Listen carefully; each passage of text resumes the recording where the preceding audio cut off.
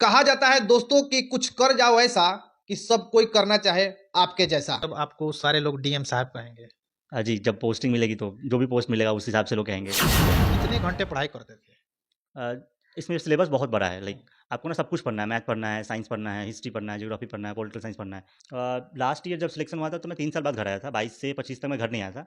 8 से 10 घंटे रोज़ मैं पढ़ता था, कभी-कभी ज़्यादा भी होता है, जैसे देखा एग्ज़ाम आ जाता रहा है है। कि बहुत सारे लड़के दिल्ली जाकर तैयारी करते हैं। उनकी एज 10 साल, 12 साल निकल जाती है, लेकिन आपने 4 साल में क्या कुछ ऐसा जान लिया कि एग्ज़ाम को निकाल दिया? बहुत सारे लोग 10-10 साल लगा देते हैं। आपकी आर्थिक स्थिति क्या थी? पिताजी क्या करते थे? जी, पापा का एक दुकान है यहीं पे घोड़ासान में ही। कहा जाता है दोस्तों कि कुछ कर जाओ ऐसा कि सब कोई करना चाहे आपके जैसा। इसका जीता जागता सबूत हमारे साथ बैठे हैं जिनका नाम संजीव कुमार है। अभी 2026 में यूपीएससी एग्जाम का रिजल्ट आया है जिसमें इनका रैंक आया है 290। आईएएस का आपने नाम सुना होगा, मतलब कि समझ लीजिए कि डीएम का एग्जाम इन्होंने क्वालिफाई कर लिया है।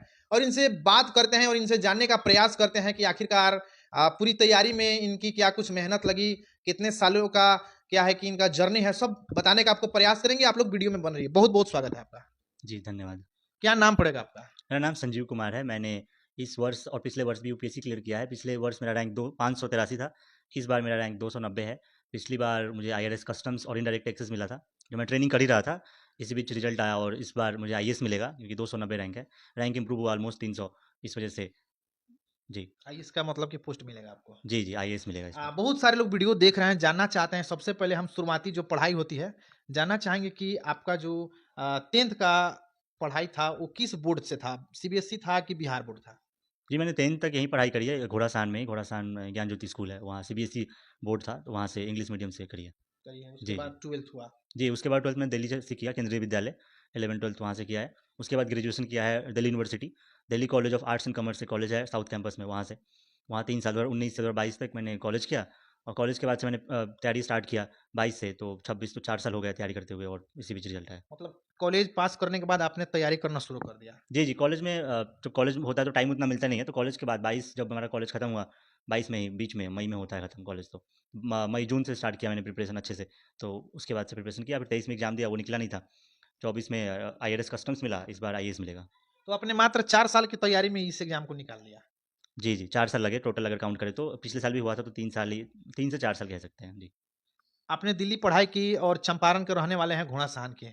बहुत सारे लोग कहते हैं कि हम दिल्ली नहीं जा सकते हैं क्योंकि हमारी आर्थिक स्थिति ठीक नहीं है। आपकी आर्थिक स्थिति क्या थी? पिताजी क्या करते थे? जी, पापा का एक दुकान है यहीं पे घोड़ासान में ही हुँ। और आर्थिक स्थिति मिडिल क्लास फैमिली से हूँ, तो ऐसा मतलब फैमिली ने ऐसा डिसाइड किया कि मतलब जितना भी पैसा है वो पढ़ाई पे करते हैं, बिकॉज़ पढ़ाई एक ऐसा तरीका है जिससे आप बाहर निकल सकते हो इन सब चीज़ों से। उन्होंने कोई मतलब दिक्कत होने नहीं दिया, सपोर्ट किया स्कूलिंग में भी, कॉलेज में भी और प्रिपरेशन फेज़ में ही। तो उनसे फैमिली का सपोर्ट बिल्कुल हमेशा रहा था। जी, तो आर्थिक स्थिति आप कह रहे हैं कि जो पढ़ना चाहते हैं यहाँ पे, उनके लिए मैं कहूँगा कि अब ऑनलाइन क्लासेस पहले नहीं थी, कोविड के बाद जो लॉकडाउन लगा उसके बाद से ऑनलाइन क्लासेस बहुत ज़्यादा, पीडब्ल्यू हो गया है, बहुत सारे कोचिंग ऐसे हैं जो ऑनलाइन पढ़ाई देते हैं, बहुत सस्ते दामों पे देते हैं। 4-5 हज़ार, 10 हज़ार में आप पूरा कोचिंग मतलब कर सकते हैं ऑनलाइन बैठे, घर पे बैठे। मतलब घर पे भी रह के आईएएस की तैयारी हो जाएगी। जी, ऑनलाइन क्लासेस होती हैं, बहुत सस्ते दामों में होती हैं, तो आप घर पे कर सकते हैं। बट घर पे यही है कि आपको खुद से थोड़ा ज़्यादा मेहनत करना पड़ेगा। आपको ऐसा नहीं है कि आप घर पे बैठे हैं तो घूमने चले गए, या ये जो भी करना चाहते हैं वो कर लिए। अच्छा, ऑफ़लाइन जो सर के टच में सब लोग रहता है, वहाँ सर सामने पढ़ाते हैं और ऑनलाइन में यहाँ पे घर पे रह के पढ़ना होता है। क्या थोड़ा-सा इसमें दिक्कत भी क्या आ सकती है अ, या क्या परेशानी होती है? ऑनलाइन में एक मतलब लोग कहते हैं कि क्वेश्चन नहीं पूछ सकते टीचर से, हुँ। तो मैं ऑनलाइन में भी पढ़ा हूँ और ऑफलाइन में। पहले मेरा ऑफलाइन ही था, बाद में उसको मैंने चेंज करा लिया क्योंकि दूर ही था, ज़्यादा आना-जाना पड़ता था, 1-2 घंटा लगता था। मैंने सोचा कि घर पे बैठ के पढ़ सकता हूँ तो फिर जाना क्यों है।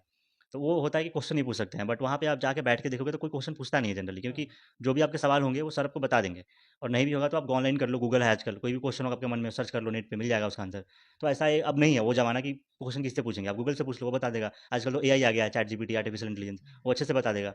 अच्छा, आपने कॉलेज की पढ़ाई पूरी कर ली, बहुत सारा फ़ील्ड था, आप जिस फ़ील्ड में जा सकते थे, लेकिन आईएएस की तैयारी यानी कि यूपीएससी की तैयारी करने का मन कैसे बना? कॉलेज में ही, जब कॉलेज में था तो वहाँ की मतलब जो एनवायरनमेंट होता है वहाँ पे थोड़ा-सा पता चला अच्छे से कि तैयारी कैसे करना है, क्या करना है। तो फिर वहाँ से मुझे हेल्प मिला। तो वो मैं वहाँ से उसके बाद से सोचा कि करना है तैयारी, तो दोस्त भी लोग कर रहे थे कॉलेज के, तो वहाँ से मैंने स्टार्ट किया। फिर 2022 से स्टार्ट किया था प्रिपरेशन अच्छे से। अच्छा, इसमें एज लिमिट क्या कुछ होता है? हाँ जी, इसमें एज लिमिट होता है, जनरल के लिए होता है 32 32 साल और कैटेगरीज़ वाइज़ अलग-अलग होता है, 36 होता है और बाकी लोगों के लिए 40 भी होता है।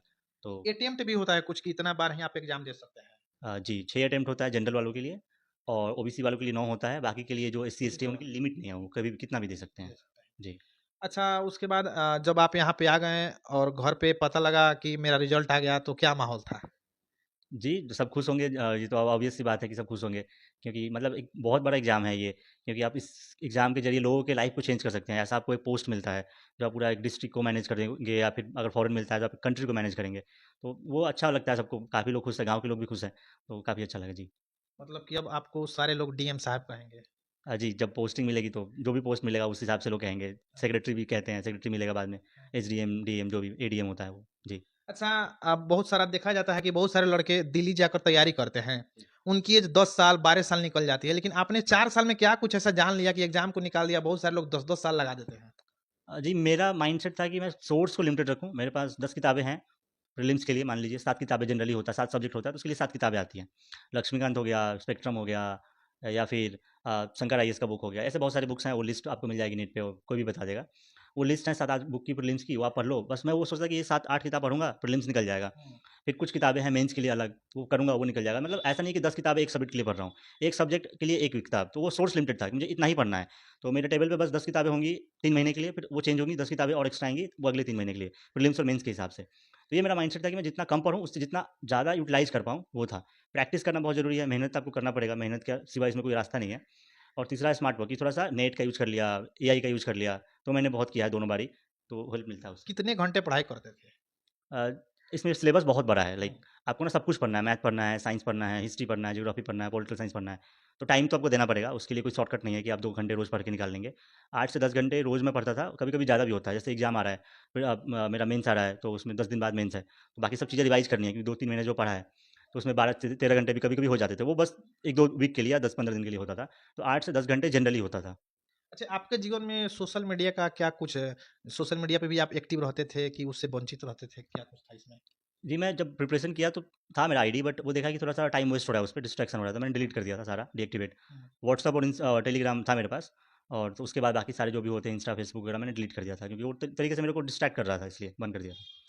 आप दिल्ली जब तैयारी कर रहे थे तो कितने साल एक बार लंबा टाइम रहे? लास्ट ईयर जब सिलेक्शन हुआ था तो मैं 3 साल बाद घर आया था, 22 से 25 तक मैं घर नहीं आया था, क्योंकि एक तरीके से कंटिन्यूटी टूट जाती है आपकी, घर आए 10 दिन 15 दिन के लिए, तो फिर आप जाओगे तो जो पढ़ा है वो भी भूल गए। इस वजह से मैं सोचा कि 3 साल बाद जाते हैं, जब हो जाएगा एक बारी सिलेक्शन वगैरह, तो उसके बाद मैं 3 साल बाद ही आया था, फिर अच्छा, यही है। एक सवाल और है। अभी पूरा आप नवयुवक हैं, तो कितना ऐज आपका हो रहा होगा? बहुत सारे लोग देख के ये सोच रहे होंगे कि भाई साहब अभी नए हैं, कितना ऐज हो रहा है? जी, मेरा अभी 24 हो रहा है, 24 साल कुछ महीने, 3-4 महीने आप कह सकते हैं, साढ़े 24 के आसपास। साढ़े 24 का। बहुत सारे लोग देख रहे हैं जो कि आईएएस की तैयारी करना चाहते हैं, यूपीएससी, बीपीएससी की तैयारी करना चाहते हैं, क्या उनको मोटो दीजिएगा? मैं एक ही चीज़ कहूँगा कि मेहनत, मेहनत बेसिकली एक ऐसा चीज़ है ना, जिससे आप बाहर निकल सकते हो।